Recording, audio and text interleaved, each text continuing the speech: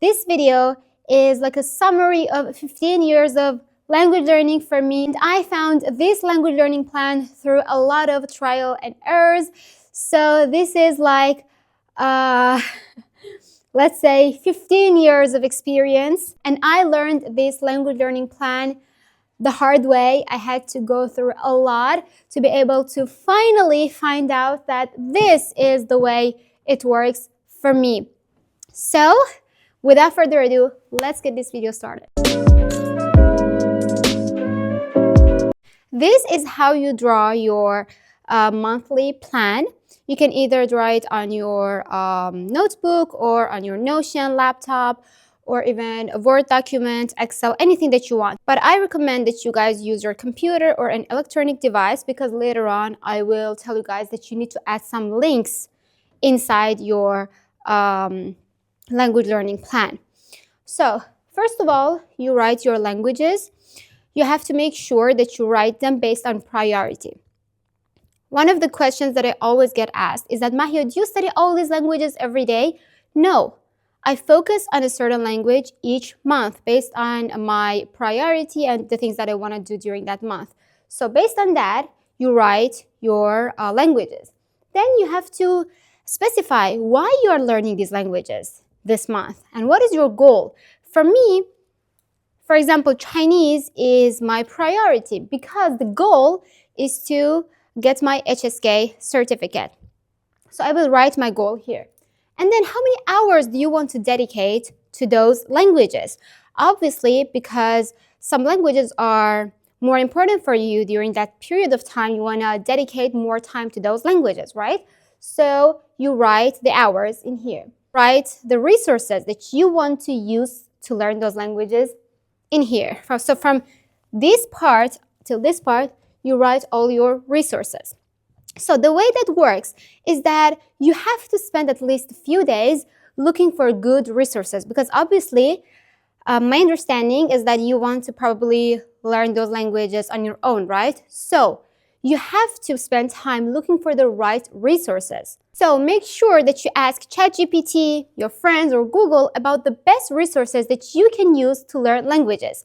One of the biggest problems that polyglots faced when they want to learn a new language is that, okay, I say, oh, tomorrow I have 3 hours. I will dedicate this time to learn my target language. But once I start learning that language, I spend at least 2 hours looking for resources. Why does that happen? Because I am self-studying that language. When you're self-studying, it means you have to find your own resources. You have to spend time to teach that to yourself. So you have to learn that specific topic good enough to be able to teach it to yourself. So obviously that will take much longer time compared to when you are a student and have a teacher. So personally, when I was self-studying languages, I would spend hours and hours looking for resources, and I was lost because you have so many good resources out there that you want to use all of them, but that's wrong. I rather use one book and study it deeply than to have 10 books and study only 5 pages of each. So by that being said, I want you to spend time and energy to find the right resources. Do not only rely on books. Make your language learning fun and entertaining, because obviously you will not have that much energy and motivation every single day to study languages. So then find some YouTube channels, movies, series, or apps to study languages with when you do not feel your best, okay? So this is how we write our language learning resources, and then grammar and vocab. You have to find good resources for these two as well. So now let me start writing my own plan so you guys can also follow what I do. First language is going to be Chinese, and the goal is HSK 6, right? How many hours do I want to dedicate? Please, please, please don't be too perfectionist. I want to dedicate 40 hours, 50 hours. No, you will not do that. Start with little steps, and further during your journey, you can dedicate more time. But when you want to start something, don't make it too hard for yourself, okay? So now it's my winter vacation, so obviously I have more time. So I will say 15 hours. And that's already a lot for me because I have more languages to study. So 15 hours is okay. For listening, I want to make it fun. I want to make it chilled because it's just listening. I can do it wherever I am and whenever I want. So I will go with podcasts. So I will write podcast, and then I will name the podcast that I'm going to listen. I will not just say, okay, I will improve my Chinese listening by listening to podcasts. Okay, thank you. Tomorrow you wake up, you want to study Chinese, then you will spend 2 to 3 hours looking for the right podcast. So instead of doing that tomorrow, do it today. When you want to plan it, think wisely, look for the best podcast, spend time listening to those podcasts, and think, does this podcast align with my goals? Does it fit my level? Do I like the topic? Do I really understand what is going on? Then you have to write the name of the podcast in here. If you're using Notion or computer, then add the link in here because it makes it easier. You just click on it and you enter. So for Chinese, I'm going to go with a podcast, but I'm going to make it more fun. I'm going to add a Siri, Chinese Siri. And I'm going to spend time wisely, watch 1 or 2 episodes of that series and think about it. Do I enjoy watching this series? And if so, then I will add the name in here.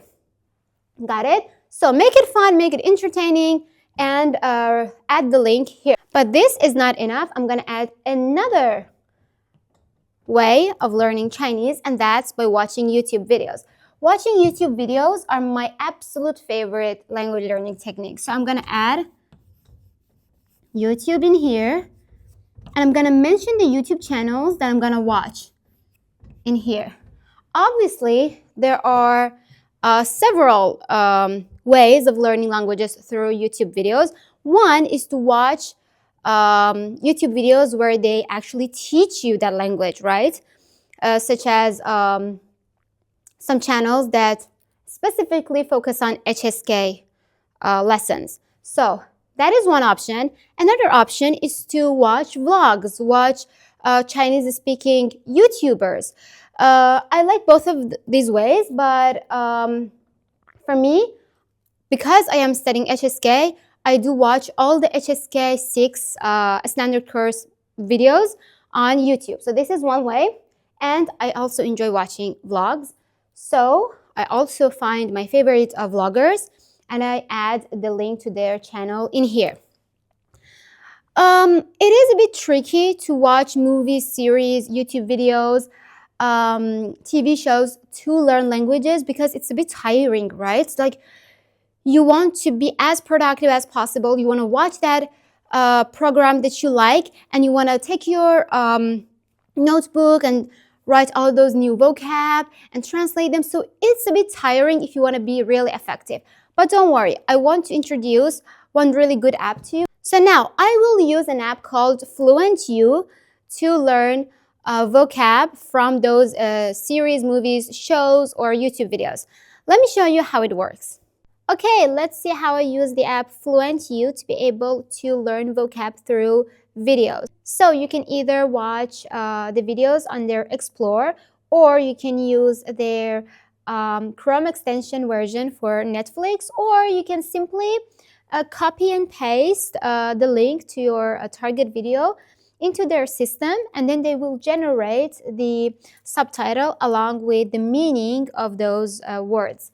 So let's say I want to watch this video, then I just click on the video, then I will get the subtitle along with translation. Once I click on the new words that I see, then I will get the meaning, pronunciation, along with some example sentences. Once I finished watching this specific video, then I go back and I can see all the vocab that I didn't know. Then I can practice all the vocab in that video. And then I can choose quiz option. Then it will ask me some questions. Then through all these interactive games and quizzes, I will be able to learn all those vocabs that existed on that specific video. This is a great way for you guys to learn vocab through YouTube videos or Netflix series. What language are you learning this year? Comment it to get a chance of winning 1 year of FluentU for free. You can also click on the link in the description box to get a big discount. So for reading, I will use my textbook HSK 6. It's a comprehensive book that teaches you grammar, listening, speaking, everything. But mainly it focuses on reading. So we keep it there. And I also bought 2 Chinese books that I like. I already read a few pages and I know that they fit my level and they're good for me. And I saw that I'm quite interested in those books and those topics. So I will also add those books to my list. For speaking, that's a bit tricky if you are self-studying a language. So I have my Chinese friends that I practice speaking with. If you guys don't know, I'm studying in China. I live in China. So I have friends that I can talk to. But if I don't have friends, then I will use apps such as HelloTalk and Tandem to find friends, or I will use Call Annie to find to talk to the AI. If you do not know what that app is, you can check out my video. In this video, I have explained it to you. Practicing writing alone is as challenging as practicing speaking because you have no one that can help you correct your writings. So again, the thing that you can do is to ask your HelloTalk or Tandem language partners to correct your writings, or simply ask AI to correct your writings. ChatGPT or other AIs, now you can use those tools to practice your writing. For grammar and vocab, you can simply rely on some grammar books or some YouTube videos. So for the grammar, I will just use the book HSK 6 because it also covers grammar points, and some YouTube channels that teach Chinese grammar. Chinese grammar is not that complicated, so I do not need that much practice. So I will just go with one channel. Vocab is also really challenging for some students, but for vocab, I usually go with language learning apps. My favorite apps right now are apps such as LingQ that I introduced to you on my previous video. So through language learning apps, you can learn new vocab. So I will not make learning vocab complicated for myself because I will eventually learn new vocab through the podcast that I listen to, through the videos that I watch using FluentU app, through the reading practice that I have. We can use these language learning apps when we do not really feel like studying. So this is how I plan for one language. I have all these on my computer, so later I will show you guys how I designed the same template on my laptop. The next language is gonna be Spanish. Why? Because why not? I love it. Spanish is such a unique language that I enjoy learning. And the goal is to get DELE B2. I already have DELE B1, so I want to get DELE B2. So I want to spend less time for Spanish, let's say 10 hours. And again, I will follow the same structure and find the right resources, and I will add them in here. So I speak in 8 languages, and I have to practice all those languages on a daily basis to be able to maintain them and keep them and not forget them, right? So I have Persian. That is my native language, so I don't need to practice that. Thank God. Then I have English. Obviously, I do not study English at this point because I do practice English every single day by speaking to people or reading journals, papers from my research, or by watching random YouTube videos here and there. So I do not actively practice English. So we have these languages left: Chinese, Spanish, Turkish, Italian, French, and Arabic. The reason why Arabic is at the very bottom of this table is that I've been learning Arabic for over 15 years right now, and I do sound like a native. So I do not actively practice Arabic. But again, since it's not my native language, I do not even talk to my parents in Arabic, so I have to still maintain it. And now I'm in China, so obviously I don't have any opportunities to speak it. So the only thing that I do with Arabic to keep it alive on my brain is by listening to something. So I will just add some podcasts or some YouTube videos that I like to watch in Arabic to just keep the language alive on my brain, because obviously I do not have time to study it like I do Chinese. Then we have French and Italian at the bottom. For Italian and French, I do still feel like there's a huge room for improvement. Unfortunately, I'm not really using these languages nowadays. And that's why I do not think that it is necessary for me to actively study these languages at this point in my life. So again, I will just go with listening to something or using apps to learn vocab in these two languages, just to keep these languages alive in case in 6 months from today I need them. So then I will set a new goal and spend more time on these two languages. Turkish is a language that I will need because I live in Turkey. I'm in China now, but I live in Turkey as well. So obviously I need it for my life to be alive in Turkey. I'm really scared that I go back to Turkey and I cannot speak that language anymore. But I don't have a specific goal. This goal is to be able to communicate with people once I'm back. So the goal is communication. That's it. And the hours, I will not spend that much time. I will just go with 5 hours. And I will go obviously with vocab and listening and speaking, because that's something that I have to improve. And the book that I want to use for now is Istanbul book level B2. As you can see, I have my own priorities each month, and for the next 2 to 3 months, I have Chinese, Spanish, and Turkish as my priority, and I will spend less time for Italian, French, and Arabic. So let's say for Italian, French, and Arabic, for each of the languages, I will spend only 3 hours per week. And that is it for now. This is how that looks on the computer. So as you can see, I put all the links in here. So once I want to learn French, then I simply click on these YouTube channels and I will be able to study right away. So I do not have to spend time looking for all those resources. I have all the resources in here on my language learning plan.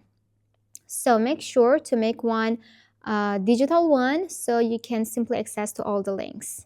That's it.